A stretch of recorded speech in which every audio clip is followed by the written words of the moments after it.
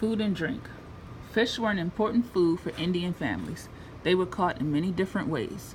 Some tribes made hand-knotted nets, both large and small. Some of the tribes in the Pacific Northwest still fish with large dip nets from a platform built from above the edge of the riverbank. Others use a seine to catch many fish at once. Some tribes made a fish trap from sticks. Others built dams with rocks, dirt, and fallen trees. They would then scoop the fish from the water with baskets. The Nez Perce and other tribes picked and ate many kinds of wild berries, strawberries, blueberries, wild grapes, huckleberries, service berries, currants, cranberries, and many more. Researchers have found there were 36 different kinds of fruit that Indians dried to eat in the winter. They knew what the plants looked like, where they grew, and when they got ripe every year. Berries were carried home in baskets and eaten fresh, but they were also dried and saved for winter. Huckleberries and other berries, such as service berries and currants, were often used by the Nez Perce to make a food staple called pemmican.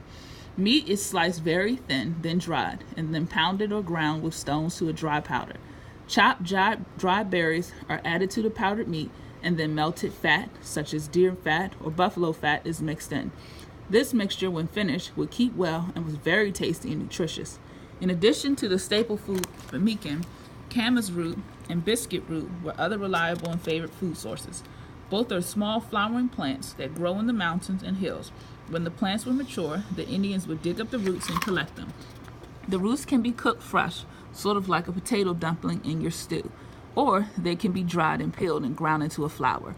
A grinding stone was used for this. Some grinding stones were small enough to travel with the people when they moved. They were flat, with the kind of hollowed out section in the middle. A smaller, smooth, rounded stone was held in the hands and rolled or pounded over dried roots or other materials to pulverize them on the grinding stone. Thirsty children usually drank ice-cold water from mountain streams or rivers. They also had special drinks now and then. For example, honey or maple syrup was mixed with water to make a punch, and leaves were used to flavor other drinks. The dried leaves of snowberry, wintergreen, and spruce and twigs of raspberry, chokeberry, and wild cherry were dropped into boiling water to make teas. Many kinds of flowers were dried and used to make teas. Wild mint greens, mint leaves, were used to flavor teas and punch.